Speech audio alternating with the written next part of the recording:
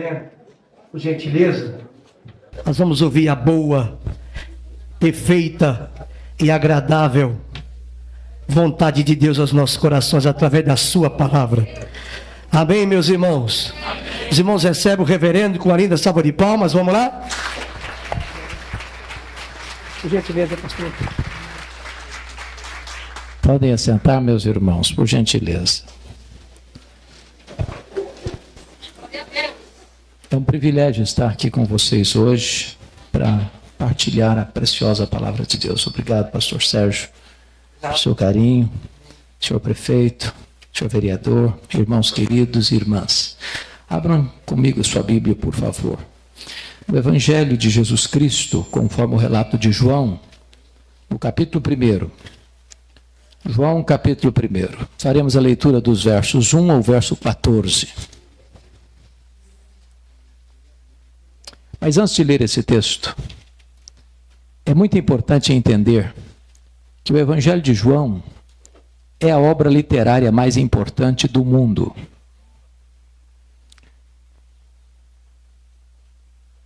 Este livro é único na história do que tange a publicação.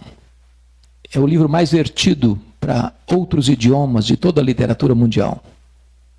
Esse livro já foi vertido e publicado de tal forma que já tem mais de 4 bilhões de exemplares distribuídos no mundo.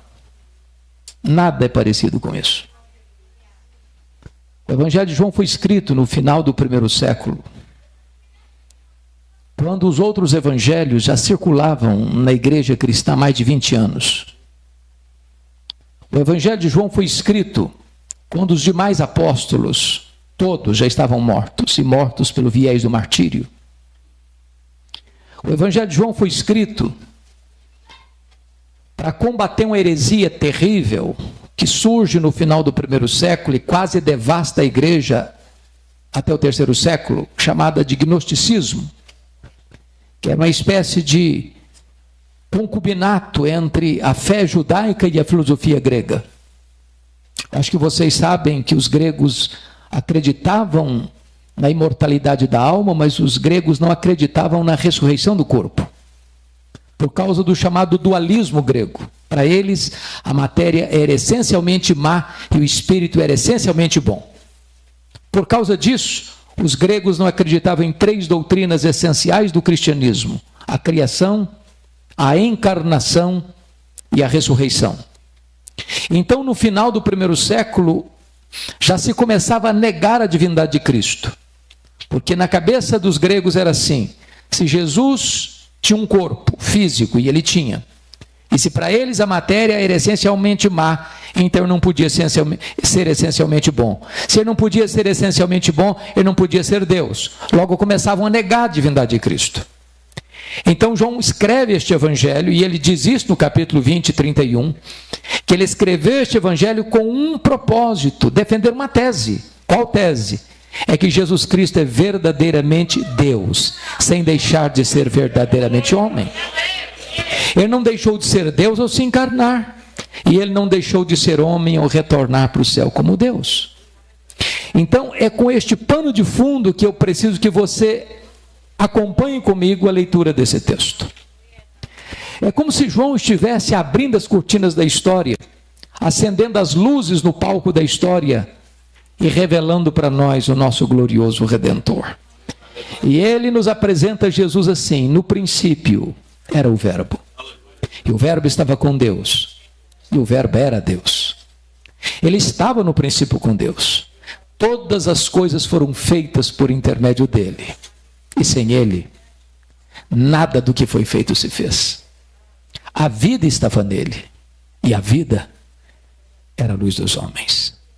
A luz resplandece nas trevas, e as trevas não prevaleceram contra ela. Houve um homem enviado por Deus, cujo nome era João. Este veio como testemunha para testificar a respeito da luz. Ele não era luz,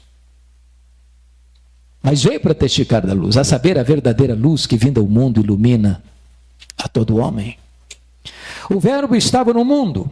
O mundo foi feito por intermédio dele, mas o mundo não o conheceu. Veio para o que era seu, mas os seus não o receberam. Mas a todos quantos o receberam, deu-lhes o poder de serem feitos filhos de Deus, a saber, aos que creem no seu nome, os quais não nasceram do sangue, nem da vontade da carne, nem da vontade do homem, mas de Deus. E o Verbo se fez carne e habitou entre nós, cheio de graça e de verdade. E vimos a sua glória, glória como do unigênito do Pai. Amém.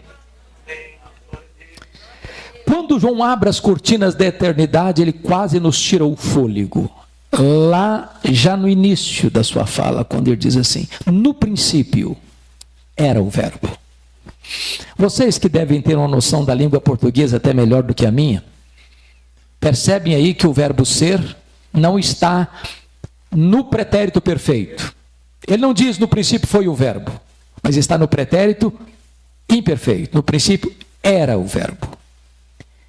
Isso significa que quando tudo teve um princípio, está escrito em Gênesis 1:1, que no princípio criou Deus os céus e a terra, o verbo já existia. Portanto, o verbo preexiste ao começo, ao início, ao princípio. Se ele preexiste ao princípio, logo ele é eterno. E eternidade é um atributo exclusivo de Deus. Eu li um livro em 1978, difícil de ler, necessário de ser lido, As Categorias de Aristóteles. E o pensador grego dizia o seguinte: nós só conhecemos as coisas dentro de categorias humanas, de tempo, de espaço, de tamanho. Eu entendo um pouquinho de tempo, eternidade eu não entendo. Eu explico. Se eu perguntar para você, se você tirar um dia de 1 milhão de anos, você não tem mais 1 milhão de anos, certo? Óbvio, claro. Mas se eu perguntar para você, se você tirar 1 milhão de anos da eternidade, quanto lhe resta? A eternidade. E se eu tirar 1 bilhão de anos da eternidade, quanto sobra? A eternidade. Logo, eternidade não é tempo. Logo, você e eu não entendemos bem o que é eternidade. Sabe por quê? Porque só Deus é eterno e esse é um atributo exclusivo de Deus. Pois o verbo é eterno. No princípio, era o verbo. E ele dizia, e o verbo estava com Deus. Ora, se Deus é uma pessoa e Deus é, e se o verbo estava com Deus, e essa palavra na língua grega significa face a face com Deus, logo o verbo não é um ser impessoal como pensavam os gregos, mas um ser pessoal, da mesma essência, da mesma substância de Deus. Nas palavras do credo niceno, ele é Deus de Deus, luz de luz, coigual, coeterno e consubstancial com o Pai. E João termina dizendo o seguinte: o verbo era Deus. Não um ser inferior a Deus, como pensara Ário de Alexandria. Não um ser apenas superior aos anjos, mas um ser da mesma substância, tendo os mesmos atributos, realizando as mesmas obras. Isso me leva a pensar o que disse o pensador cristão C.S. Lewis, quando ele diz o seguinte: com respeito a Jesus, você só tem 3 opções. Ou ele é um mentiroso, ou ele é um louco, ou ele é Deus. Se ele não é quem ele disse ser, ele é um mentiroso. Se ele não é quem ele pensou ser, ele é um louco. Mas se ele é quem ele disse ser, então ele é Deus. Pois foi ele quem disse: quem me vê a mim, vê o Pai. Eu e o Pai somos um. Só nos resta curvarmos-nos aos seus pés, como Tomé, e dizer: Senhor meu e Deus meu. Então João já começa dizendo que o verbo é eterno, que o verbo é pessoal e que o verbo é divino. E ele diz no verso 2, o verbo estava com Deus, no princípio ele estava com Deus. Mas que princípio? No princípio criou Deus os céus e a terra. Quando os céus e a terra foram criados, o verbo estava lá. Mas não estava lá passivamente, ele estava lá ativamente, porque o verso 3 diz: todas as coisas foram feitas por intermédio dele, e sem ele nada do que foi feito se fez. Isso nos leva a 4 conclusões preliminares. Primeiro, a matéria não é eterna como pensavam os gregos. A matéria foi criada, e criada pelo nosso glorioso Redentor. Este mundo é constituído de matéria e energia. Matéria e energia não criam a si mesmas. Logo, alguém fora da matéria, independente da matéria, criou a matéria e estabeleceu leis para governar este mundo. E este é o nosso glorioso Redentor.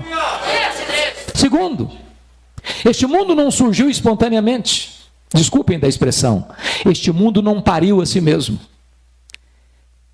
Este mundo foi criado. Este mundo não veio à existência por iniciativa própria. O próprio Redentor, o nosso glorioso Redentor, é quem trouxe a existência a esse mundo. Do nada ele tudo criou. Sem matéria pré-existente, ele criou todas as coisas. Ele chamou a existência as coisas que não existiam. E este é o nosso glorioso Redentor. Terceiro, este mundo não é resultado de uma mega explosão cósmica. A teoria do Big Bang não está ancorado na verdade. Sabem por quê? O caos não produz o cosmos. A desordem não produz a ordem. Seria mais fácil eu acreditar que se eu jogasse para o espaço 1 bilhão de letras, elas caíssem como uma grande enciclopédia, do que eu acreditar que uma mega explosão produziu esse universo tão vasto, tão insondável, com leis tão precisas, com movimentos tão harmônicos. Seria mais fácil acreditar que um rato correndo atabalhoadamente no teclado de um piano tocasse serenata ao luar. Irmãos, pensem comigo. Nós vivemos no planeta Terra. É claro que não foi uma explosão que nos deixou aqui. Porque se nós estivéssemos mais perto do Sol, nós morreríamos queimados. Se nós estivéssemos mais longe do Sol, nós morreríamos congelados. Não foi uma explosão que nos deixou aqui, foram as mãos do nosso glorioso Redentor. Pensem comigo no nosso satélite, a Lua. Vocês sabem que a Lua é a faxineira do planeta Terra. Não houver a Lua, não haveria vida no planeta. Não houvera as marés dos oceanos provocadas pelas fases da Lua, e as nossas praias se encheriam de lixo e a vida seria impossível no nosso planeta. Não foi um acaso que deixou a Lua na sua órbita, foram as mãos do nosso glorioso Redentor. Todas as coisas foram feitas por intermédio dele, e sem ele nada do que foi feito se fez. Quarto lugar, quarta conclusão preliminar: este mundo não é resultado de uma evolução de milhões e milhões de anos. Vocês bem sabem que em 1859, exatamente há 161 anos, Charles Darwin publicava o seu livro A Origem das Espécies em Londres, na Inglaterra. No dia da publicação, esgota-se a primeira edição. Esse livro tem mais de 800 verbos no futuro do subjuntivo. Suponhamos, suponhamos, suponhamos, suponhamos.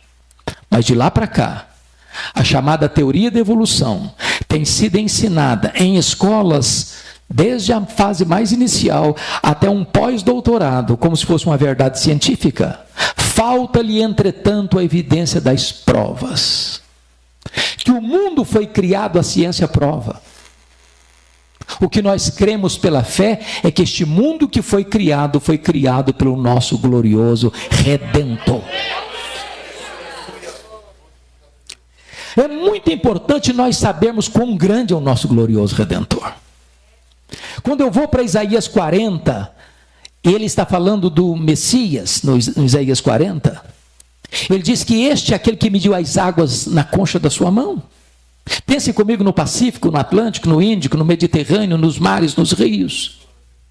Pois ele mediu as águas na concha da sua mão. Vá aqui no Atlântico um dia com um baldinho, tente esvaziá-lo. Veja quanto tempo você vai levar. Ele é aquele que pesa o pó das montanhas em balança de precisão, como se estivesse medindo partículas de ouro. Este é aquele que mede os céus a palmos. Este é aquele que espalha as estrelas no firmamento, e quando as chama pelo nome, nenhuma delas vem a faltar, pois este é o seu glorioso Redentor. Agora pergunte a um astrônomo, por mais robusto que seja o seu conhecimento, por mais peregrina que seja a sua inteligência, qual é o tamanho do universo que ele mediu a palmos? Pergunte. Sabe qual é a resposta dele? Se ele for honesto: eu não sei. Mas quando ele diz eu não sei, ele não está confessando uma ignorância absoluta, não. Ele está dizendo que nenhum homem é capaz de afirmar categórica e insofismavelmente qual é o exato tamanho do universo. O que os cientistas já sabem e afirmam é que o nosso universo tem mais de 93 bilhões bilhões de anos-luz de diâmetro. O que significa isso? Significa que se você voar à velocidade da luz, 300 mil quilômetros por segundo, nessa velocidade, você demoraria mais de 93 bilhões de anos para ir de uma extremidade à outra do universo. Pois o nosso glorioso Redentor criou tudo isso, é maior do que tudo isso, não há um centímetro desse universo onde eu não possa, isso aqui é meu, eu criei isso aqui, sou dono disso aqui, e sou Senhor sobre isso aqui, pois este é o seu glorioso Redentor. Pergunte a um astrônomo quantas estrelas existem. Sabe qual é a resposta dele? Eu não sei. O que eles já sabem e afirmam é que há mais estrelas no firmamento do que todos os grãos de areia de todas as praias e desertos do nosso planeta. Vá um dia à praia, encha a concha da sua mão de areia, leve para casa, bote numa tábua de vidro e conte quantos grãos de areia você consegue botar na concha da sua mão. Pois há mais estrelas no firmamento que todos os grãos de areia de todas as praias e desertos do nosso planeta. Mas preste bem atenção. Ele não apenas criou todas elas, ele batizou cada uma delas pelo nome. E por ser forte em força e grande em poder, quando a chama pelo nome, nenhuma delas vem a faltar, pois este é o nosso glorioso Redentor. Mas agora nós não estamos mais pasmos com o macro-universo. Do século XX para cá, nós estamos espantados com o micro-universo. Com o micro-universo. Eu não vou arrancá-la. Mas se fosse uma folha que cresce, eu diria para você que se eu arrancasse uma folha é tão complexa, senhor prefeito, como a cidade de Guarulhos. Uma folha que você colhe no seu quintal.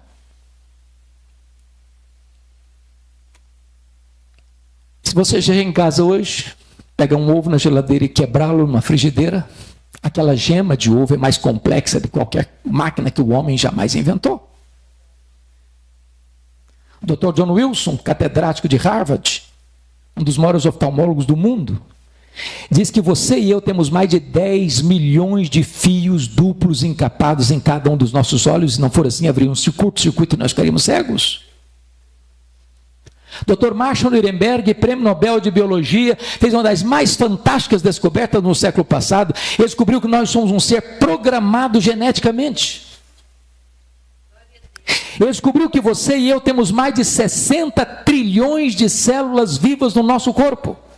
Descobriu mais, que em cada uma dessas células nós temos 1,70 m de fita DNA, onde estão gravados e computadorizados todos os nossos dados genéticos, a cor dos nossos olhos, a cor da nossa pele, o nosso temperamento.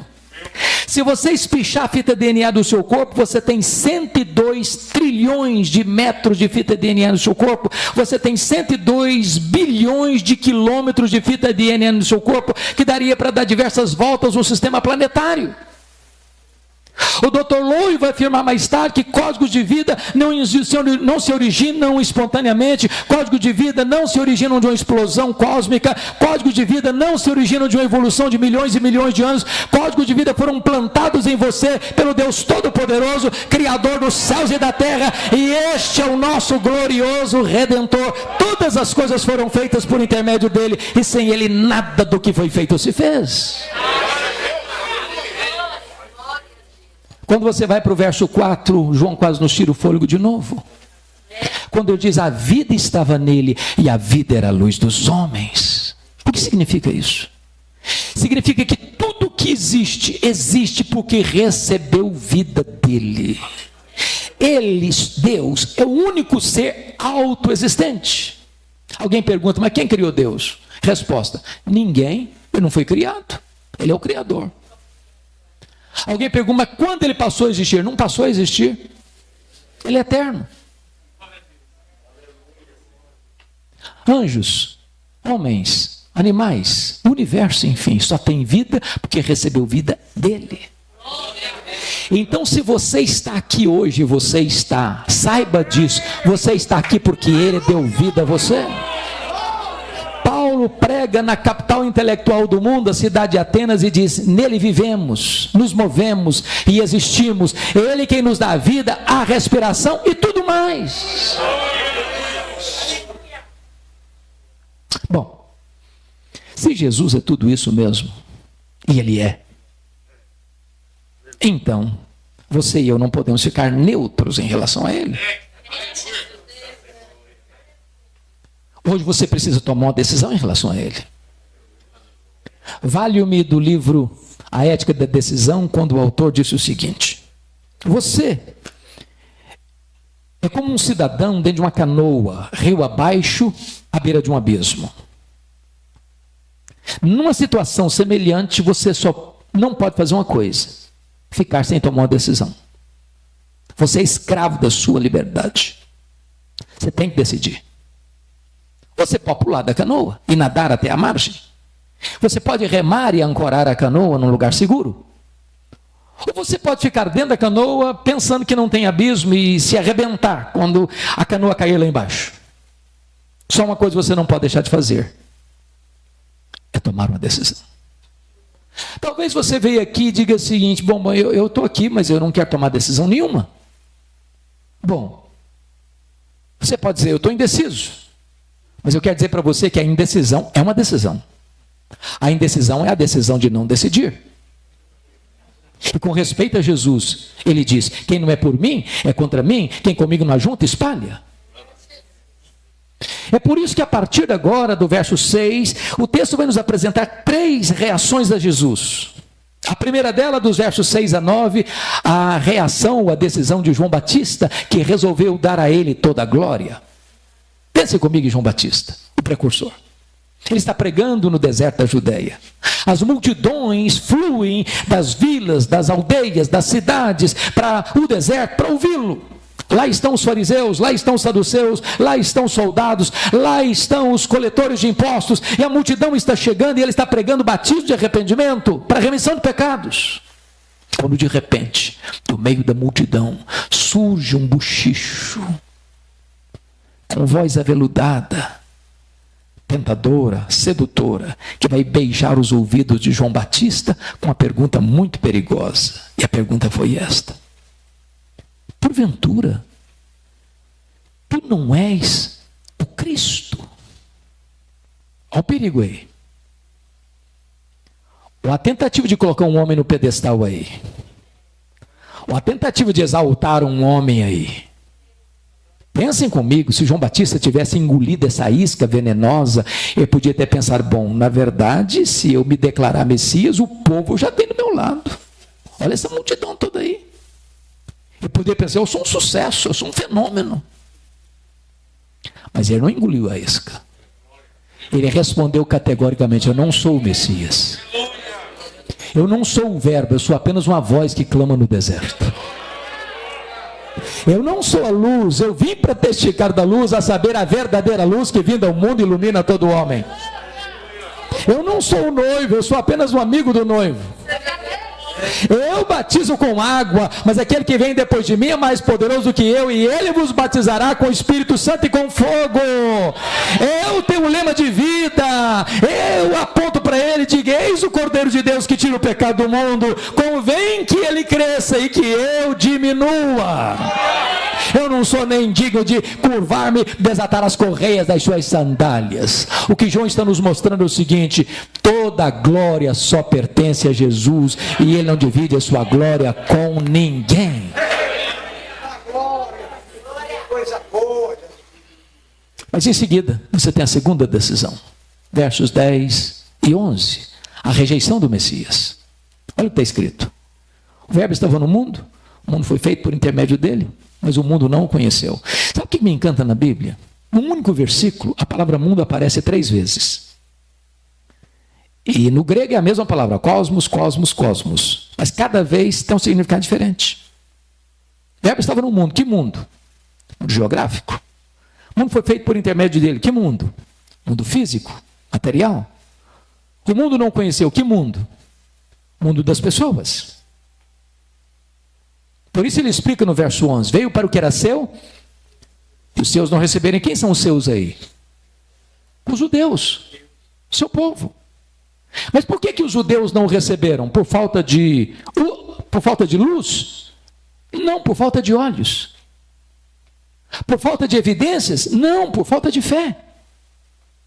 Todo o Velho Testamento apontava para Jesus. Desde João 3,15, de Gênesis 3,15. Da semente da mulher nascerá aquele que esmagará a cabeça da serpente. Os patriarcas falaram dele, os profetas apontaram para ele, o cordeiro da Páscoa era um símbolo dele, o santuário era um símbolo dele, a arca da aliança era um símbolo dele, o que estava dentro da arca era um símbolo dele, o sábado era um símbolo dele, as festas de Israel eram um símbolo dele, tudo apontava para ele, tudo era sombra, ele é a realidade. Por isso, na plenitude dos tempos, ele veio ao mundo, nasceu de mulher, nasceu sob a lei, para ser o nosso Redentor. Ele se encarnou, mas os seus não o receberam. Eles viram os seus milagres, eles ouviram as suas mensagens, eles notaram que ele tinha o poder de Deus na sua vida, mas eles o rejeitaram. Eu levo caravana todo ano a Israel. E uma das coisas que mais me entristece é que você chega lá e eles estão com a venda nos olhos. Os guias, via de regra, falam de Jesus como se fossem cristãos. Quando você chama a parte, pergunta assim, mas para você, quem é Jesus? Ah, não é o Messias. Veio para o que era céu e os seus não receberam. Mas deixa eu lhes dar uma notícia triste. Tem muitos pastores e líderes que vão para Israel e voltam pior.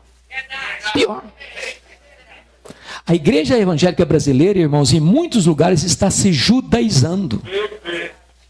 E acha que isso é um avanço. Que isso é um upgrade. Isso é voltar para as sombras. Leia Hebreus. Por que Hebreus foi escrito? Hebreus foi escrito para mostrar que uma comunidade de judeus converteu-se a Cristo. E em virtude da perseguição, estava de malas prontas, de volta para o judaísmo. E o autor aos Hebreus escreveu dizendo o seguinte: você voltar para o judaísmo, depois de ter abraçado o cristianismo, é caminho de morte. Porque Jesus é melhor do que os profetas.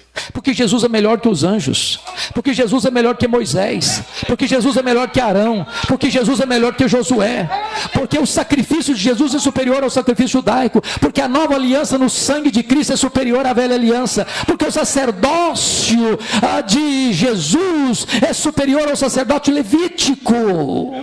Jesus é melhor.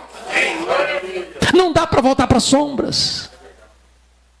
Veio para o que era céu e os seus não o receberam. Cuidado, meu irmão, minha irmã, para você não rejeitar aquele que veio ao mundo, apesar de tantas evidências que você tem que ele é o Filho de Deus. Mas notem comigo a terceira decisão. Versículos 12 e 13. A aceitação do verbo. Aqui no verso 12 está a conjunção adversativa mais importante deste evangelho. Mas, preste atenção no mais. Ao ler a sua Bíblia, muita atenção para mais, porém, entretanto, todavia, entrementes, porque está contrastando o que disse antes com o que vai dizer agora. Em virtude da rejeição de Israel, está escrito, mas a todos quantos o receberam, deu-lhes o poder de serem feitos filhos de Deus. A pergunta é, todos quantos? Todos quem? E a resposta é, todos judeus, todos gentios, todos ricos, todos pobres, todos doutores, todos analfabetos, todos religiosos, todos não religiosos, todos brancos, todos amarelos, todos pardos, todos negros, todos daqui, todos dali, todos dalém, não importa de onde você vem, não importa para onde você vai, se você receber Jesus, você é feito filho de Deus. Fica evidente, portanto, que nem todos são filhos de Deus. Ser filho de Deus não é coisa natural. Alguém diz assim, ser filho de Deus, claro, eu nasci num país cristão. Ser filho de Deus, claro, eu tenho pais cristãos. Ser filho de Deus, é claro, eu frequento a igreja cristã. Outro diz, ser filho de Deus, claro, eu sou filho do pastor da igreja. A minha mãe até dirige o círculo de oração da igreja. Ter um pai pastor deve ser bom, né? Ter uma mãe de oração, com certeza. Mas isso não faz de você filho de Deus. Ser filho de Deus, claro, eu sou um calvinista. Não, eu sou filho de Deus, sou um arminiano. Ser calvinista ou ser arminiano pode ser coisa boa para você, mas isso não faz de você um filho de Deus, não. Você é filho de Deus, claro, eu sou Assembleia de Deus, desde que eu nasci. É uma bênção ser Assembleia de Deus, mas isso não faz de você filho de Deus, não. Para ser filho de Deus, você tem que nascer de novo. Se alguém não nascer de novo, não pode vir o reino de Deus. Se alguém não nascer da água e do Espírito, não pode entrar no reino de Deus. Ser filho de Deus é a coisa mais revolucionária que pode acontecer na sua vida. É você ser arrancado da potestade de Satanás para Deus. É você ser tirado do império das trevas para o reino da luz. É você sair dali da escravidão para a liberdade, das trevas para a luz, da morte para a vida. Agora, nós não podemos ficar confusos sobre o que é ser filho de Deus, por isso João explica no versículo 13. Primeiro, os quais não nasceram do sangue, nem da vontade da carne, nem da vontade do homem, mas de Deus. O que significa isso? Primeiro, os quais não nasceram do sangue, significa que ser filho de Deus não é hereditário. Tem um ditado popular que diz assim: filho de peixe, peixinho é. Mas não é verdade que ser filho de crente, crentinho é. Ninguém entra no céu por procuração. Ninguém entra no céu por atacado. Ninguém entra de carona no céu. Para você entrar no céu, você precisa nascer não do sangue, mas do Espírito. Nascer de novo. Segundo, os quais não nasceram do sangue, nem da vontade, preste bem atenção, nem da vontade da carne. O que significa isso? Significa que ninguém pode se autoproclamar filho de Deus. Pense comigo na seguinte cena: feriado. Paulistano gosta de sair, né? Para praia, para montanha, para qualquer lugar. Aí você chega naquele dia gostoso, num ambiente gostoso, aquela relva verde, farfalhante, o arvoredo, com as suas cabeleiras esvoaçando-se pelo vento, os pássaros cantando, as flores mimosas, as borboletas voando, e você deitado numa rede, num lugar bem gostoso, e você começa a pensar, falei, que coisa linda, que coisa maravilhosa. Você quer saber de uma coisa? A partir de hoje eu me faço filho de Deus. Bonito, não? Mas impossível. Impossível. Só o próprio Deus pode fazer de você seu filho. Não é se você é bonito ou feio, se você é grande ou pequeno, se você é rico ou pobre, se você mora numa casa pequena ou numa mansão. A única condição para você ser filho de Deus é receber Jesus Cristo como seu Salvador. Agora ele termina dizendo o seguinte: os quais não nasceram da vontade nem da vontade do homem. A ideia aqui é a seguinte: nenhum ser humano tem competência para dizer para você, seja filho de Deus. Nem Paulo, nem Pedro, nem Maria, nem o pastor, nem o bispo, nem o sacerdote, nem a igreja, nenhum concílio eclesiástico tem poder de dizer assim, seja filho de Deus. Impossível, impossível. A salvação não está na mão da igreja, a salvação pertence ao Senhor. Só Ele pode dar, e Ele só dá, e dá a todos quantos receberam o seu Filho Jesus Cristo como Salvador e Senhor. Agora João vai nos levar para o versículo 14, para fechar essa questão. Vai nos trazer um mistério sublime. E diz assim: o verbo se fez carne e habitou entre nós, cheio de graça e de verdade. Mas eu tenho que fazer uma pergunta: que verbo se fez carne? E a resposta é: o verbo eterno, pessoal, divino, autoexistente, criador, doador da vida. Aquele que é a luz do mundo, que vindo ao mundo ilumina todo homem. Aquele que é Deus, autoexistente, infinito, imenso, eterno, imutável, onipotente, onipresente, onisciente, transcendente, soberano, que nem os céus dos céus pode contê-lo. O apóstolo Paulo em Filipenses chega a dizer que ele a si mesmo se esvaziou. Ele não foi esvaziado, ele se esvaziou.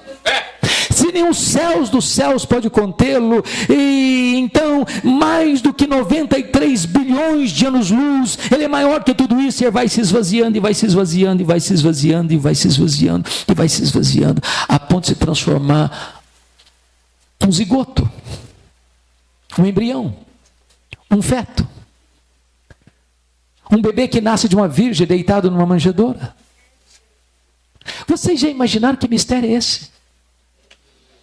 Atanásio, que foi o campeão do primeiro concílio geral da igreja em Nicéia em 325, escreveu uma obra sobre encarnação e diz que a encarnação é o maior mistério do cristianismo.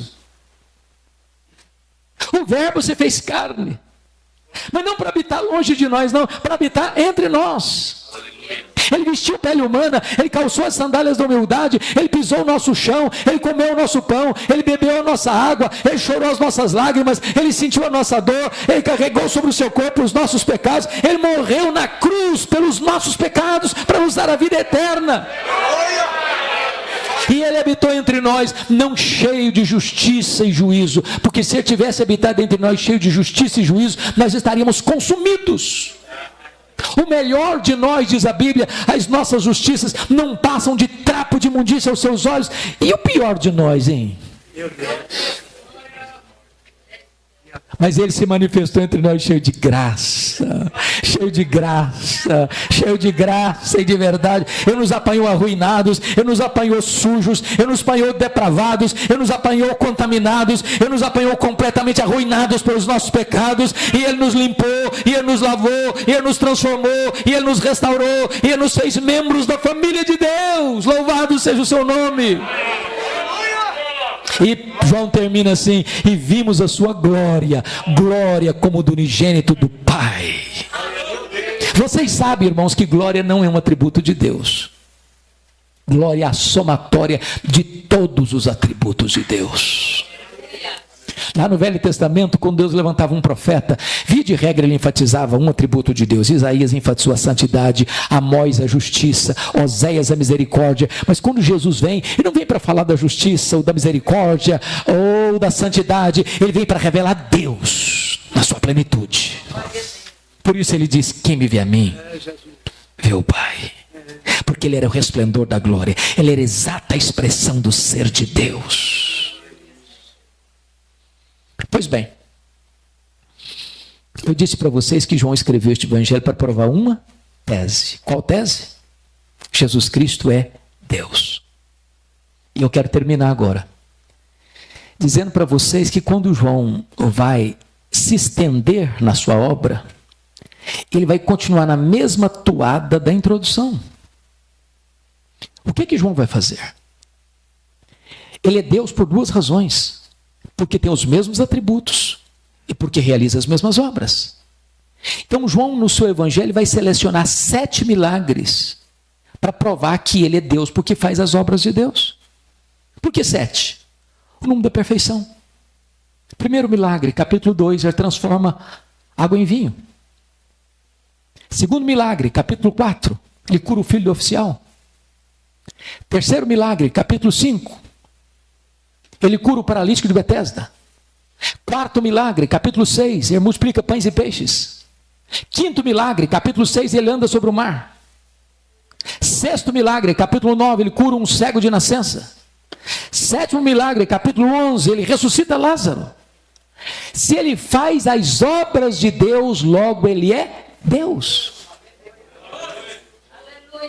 Mas João vai provar que Jesus é Deus porque tem os mesmos atributos de Deus. Sabe o que ele vai fazer? Ele vai pegar um texto da palavra de Jesus, lá em João 8,58. Antes que Abraão existisse, eu sou. Eu sou, é o nome Yahvé, é o nome Javé, é o nome de Deus. Algumas versões trazem Jeová. Todos vocês devem saber que Jeová não é propriamente um nome. Jeová é a conjunção de dois nomes.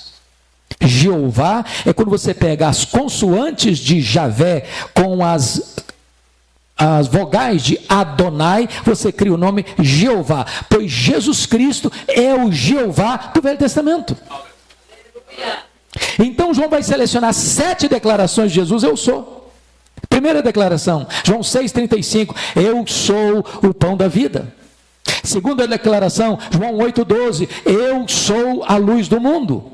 Terceira declaração, João 10,9, eu sou a porta, quem entrar por mim será salvo, entrará e sairá e achará pastagens. Quarta declaração, João 10,11, eu sou o bom pastor dá a vida pelas suas ovelhas. Quinta declaração, João 11,25, eu sou a ressurreição e a vida. Sexta declaração, João 14,6, eu sou o caminho e a verdade e a vida, e ninguém vem ao Pai senão por mim. Sétima declaração, João 15,1, eu sou a videira verdadeira e o meu Pai é o agricultor. Se ele tem os mesmos atributos de Deus, logo ele é Deus. Então está provada a tese de João. Ele é Deus.